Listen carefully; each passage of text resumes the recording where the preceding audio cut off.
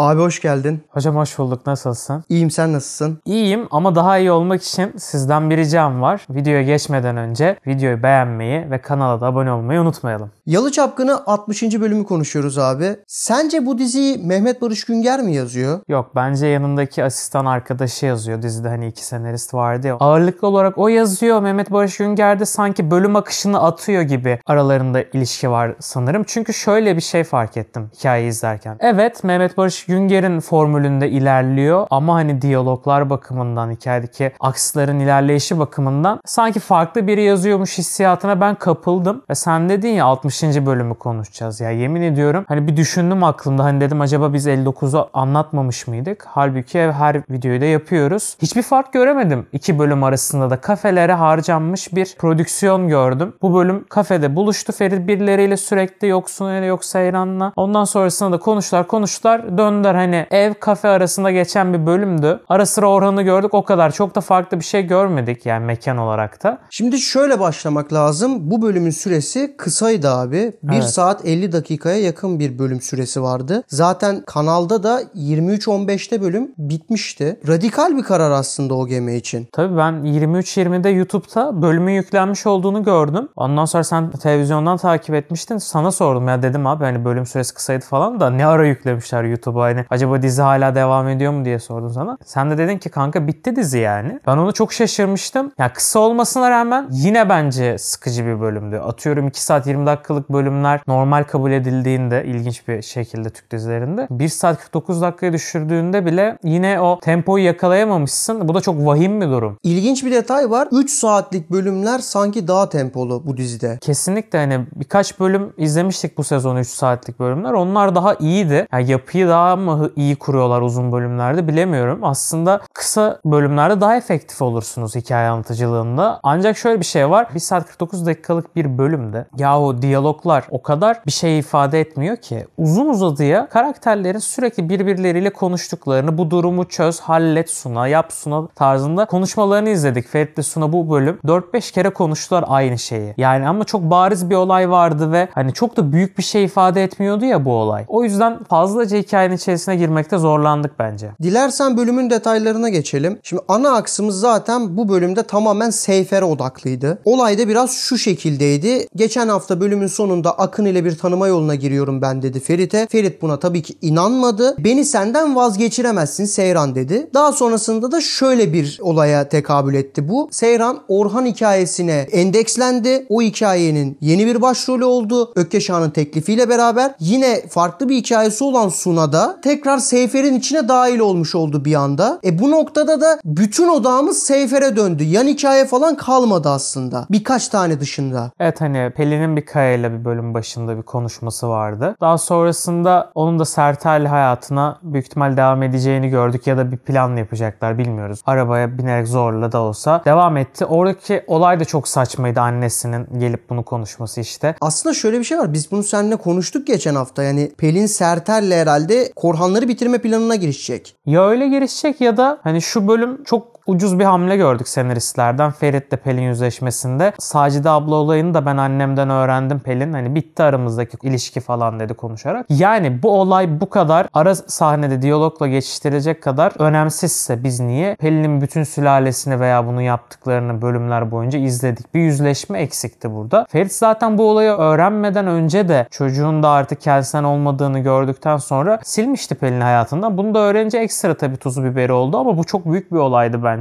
Bunu böyle geçiştirilmesi kötü oldu. Bence koz olarak kullanılabilirdi. Ferit bunu bilse de daha sonra kullanabilirdi. Kötü oldu açıkçası. Hikayenin Serter girmesiyle beraber de zaten konuştuğumuz Korhanları bitirme planı artık devrede ama yani nereye kadar abi? Yani bu Pelin hikayesi gerçekten hani miadını da doldurmadı. Bitti yani. Bu hikaye bitmiş olması lazım. Bitmiyor ama. Evet, hani ben şeyi de anlamıyorum. Zaten 9 canlı bir kişi kendisi karakter olarak. Onun harici istenmiyor artık. En radikal şekilde reddedildi. Ona rağmen bir bitirme şeyi falan artık bilmiyorum. Bence bu bölüm Sertel'le geçeceklerdi, biteceklerdi. Umarım öyle olur ama hiç de zannetmiyorum o kadar sessiz sedasız gideceklerini. O zaman istersen hemen ana aksa tekrar dönelim. Seyfer, Orhan hikayesi. Oraya paralel artık. Suna hikayesi de artık oraya paralel. Bütün her şey Seyfer'in üstünde. Seyran'a şöyle bir motivasyon yüklemişler. İşte ben Akın'la olmazsam, yani dinlemezsem Ökkeş Ağa'nın sözünü. Ferit zaten abisini kaybetti benimleyken. Ondan sonra bir de babasını kaybederse çocuk mahvolur şeyine giriyor. Kendi hayatını burada feda etmeye çalışıyor. Bu noktada da Suna'dan yardım istedi. Hani sen Yalı'dasın, Ferit de senin sözlerine güvenir. Suna'nın da şöyle bir motivasyonu vardı. Ferit'le birlikte olmak istiyor ama kardeşini de seviyor bir noktada. Ama kardeşinin bu planı sayesinde aslında kendisini bir anda öne atabilirdi. O da çok arada kaldı, bu planı uygulasam mı, uygulamasam mı diye. Ama onun da işine geldi aslında. Suna için iyi bir hikaye, ilerleyişi oldu kendi gelişimi açısından. Ama o hikayeyi de neden işlemek istiyorlar bilmiyorum. Orada da Kaya tarafı çok çabuk atıldı. Orada şöyle bir detay var. Nüket devreye girdi ve dedi ki o kız yani Suna için çıkarlar uğruna kardeşini bile satar dedi Kaya'ya. Kaya ile de zaten Suna'nın arasındaki ipler koptu gibi bir şey oldu. Ya mesela ben konumlandıracak olsam Sertel'le Pelin'i değil, Pelin'le Kaya'yı konumlandırırım. Onları sevgili yaparım. İlk baş aslında bir şey yoktur aralarında, tamam mı? İkisi de ama birisi Suna'dan birisi Ferit'ten intikam almak istiyordur. Öyle bir şey kurardım. Sonra birbirlerinden hoşlanıp İngiltere'ye gidip diziden çıkarlardı mesela. Ama böyle bir hikaye ilerleyişi de yapmadılar. Yani Kaya şu an bayağı boşta kaldı. Artık ne olacak o çocuğa da bilemiyoruz ama bir noktada da patlayacaktır. Çünkü durumu da iyi değil mental açıdan. Bakalım onun Ferit'le mi bir çekişmesi olacak, göreceğiz ilerleyen bölümlerde. Seyfer hikayesine yeni endekslenen Orhan hapiste aksına dönelim istersen. Orada şu dikkatimi çekti. Orhan'da ufaktan olsa bir değişim başladı. Bu da benim hoşuma gidiyor. Evet, yani Orhan'ın artık hani hapisten çıkmasıyla birlikte bambaşka bir figür olarak izleyeceğiz. Hayatının geri kalanında Korhan olmanın eskisi kadar önemli veya büyük bir şey olmadığını görecek ve kendi ayakları üstünde durmaya da bence çalışacak. Çünkü oğlu da bir yandan dükkan falan açtı ve hani kendisini de bir noktada geçmiş durumda gibi lanse ediliyor. Kendisini göstermeye çalışacaktır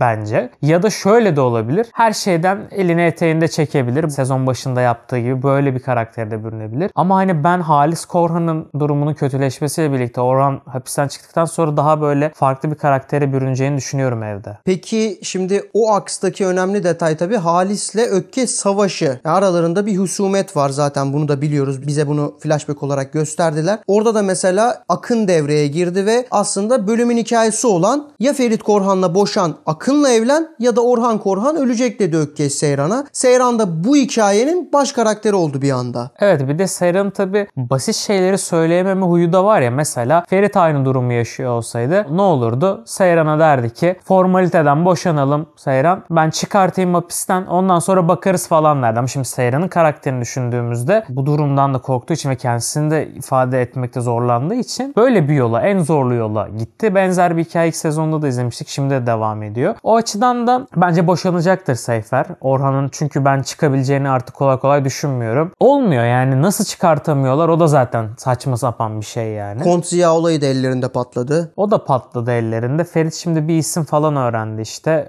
Onu içeriden neden çıkartmadıklarına dair, kim bu kişi, kim bunu yapıyor tarzında. Onu da öğrendiğinde şunu fark edecek aslında. Ökkeş Ağa'nın adamları bunu yaptırıyor falan ama hani bunu da daha geç anlayacak. Hani Seyran'ın aslında yalandan Akın'la birlikte olduğunu bence 2-3 bölüm sonra anlayacak ama iş işten geçecek bence. Peki Seyran'ın şu andaki benim Orhan Baba'yı kurtarmam lazım, o yüzden Akın'la bir ilişkim olması lazım motivasyonuna ne diyorsun? Ya bence onun karakter yapısına çok uymuyor. Tamam, inatçı bir yapısı var, her şeyi söylemiyor fakat bir çözüm bulurdu Seyran ya. Bir şekilde bir yerden o durumu çözmeye çalışırdı çünkü benzerini yaşadı bu durumun. Bu yüzden de o süreçte daha hazırlıklı olup farklı bir plana gidebilirdi. Aslında Ferit'e tamam her noktada kızgın olsa da ben şu noktada şöyle bir şey beklerdim. Gerçekten Ferit'e karşı artık hani hisleri olsa da ona geri dönemeyeceğini anlayıp Akın'la bir yola gitseler ve bu tehditler de olmasa daha güzel olurdu senaryo açısından bence. Ama şimdi çok yalandan zoraki şekilde oluyormuş gibi oluyor. O da çok geçmiyor. Çünkü sonuçta biz bunun izleyici olarak farkındayız. Aslında farkında olmasak belki güzel olabilirdi. Şimdi olunca da 2 bölümdür aynı şeyi izliyorsun. Diğer bölümde de aynı şeyi izleyeceksin. Boşanmalarına kadar bence bu süreç devam edecek. Şimdi dizide şöyle bir sıkıntı var. Bu bölümde de şunu görmüştük hatırlarsan. Seyran Ferit'le konuşuyor. Artık seninle olamayacağım Ferit diyor. Ortamı terk ediyor. Gözleri yaşlı ortamı terk ederken Ferit'in de gözleri yaşlı arkada onu görüyoruz. Bu sahneyi biliyorsun. Evet, Yeşilçam filmlerinden. İşte biz bu sahneyi bu sezon neredeyse neredeyse 5-6 kere gördük. Ya bu kadar tekrar edilmesi, aynı sahne, aynı açılar, aynı cümleler, oyuncular aynı oyunu veriyor. İkisi de ağlıyor. Aynı şeyleri görüyoruz. Ya 5-6 kere neden hep aynı şeyleri seyrediyoruz? 60. bölüm oldu ve bu sezon artık bunun cılkını çıkardılar. Bu sahneyi görmekten bıktım ben. Hep aynı şey ya. Kesinlikle haklısın. Oyuncuların da bir noktada bahsettiğin gibi aynı duyguyu vermekle birlikte aynı şekilde oynadığını görüyorsun. Onlarda da yapacak bir şey yok. Çünkü benzer bir duyguyu oynuyorsun. Ne yapacaksın ki? Ya ben şunu diyorum. Biz ne izliyoruz şu an? Değil mi? Hani mesela kağıt üstünde de çok eksileri var işin. O kadar eksiklikler var ki birbirinin tekrarı sahneleri geçiyorum. Yan hikayelerde geçen bölüm yaşanan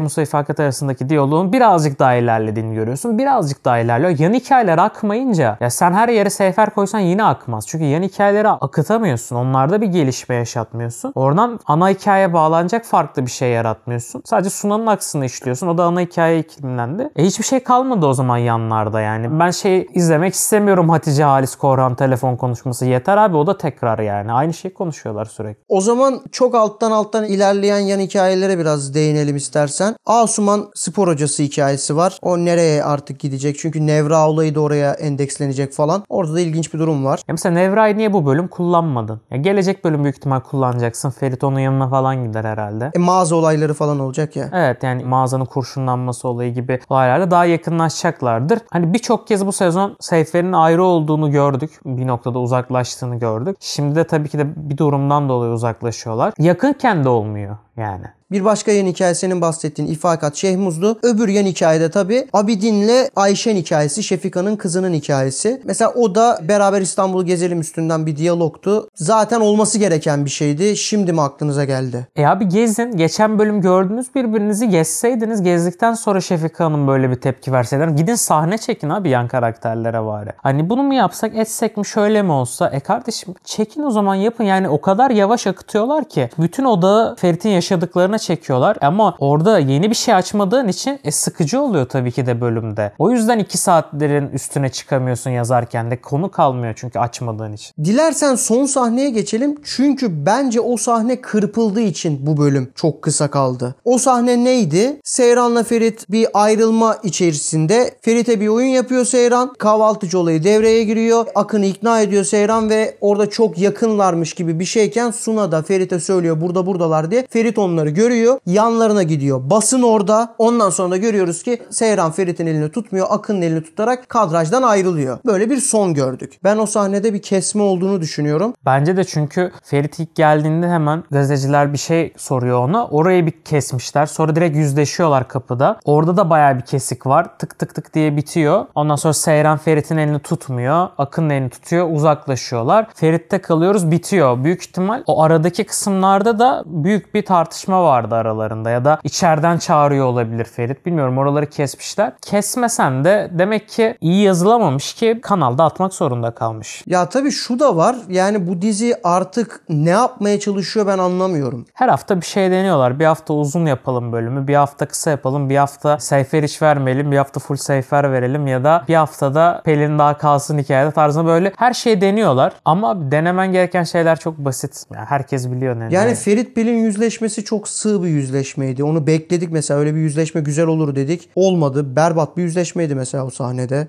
Tabii yani iç açıcı değildi. Bir noktada da şimdi mesela gelecek bölüm yine aynı şeyleri izleyeceğiz. Halis Ağa izleyecek bu röportajı falan. Onda zaten gelecek bölümde neler olabilir tarzında bir inceleme yaparız. Onu da konuşuruz zaten. Teşekkürler abi. Ben teşekkür ederim. Videomuzu başta da dediğim gibi beğendiyseniz beğenmeyi ve kanala abone olmayı unutmayalım. Sizleri seviyoruz. Haftalık incelemelerimiz devam edecek. Görüşmek üzere.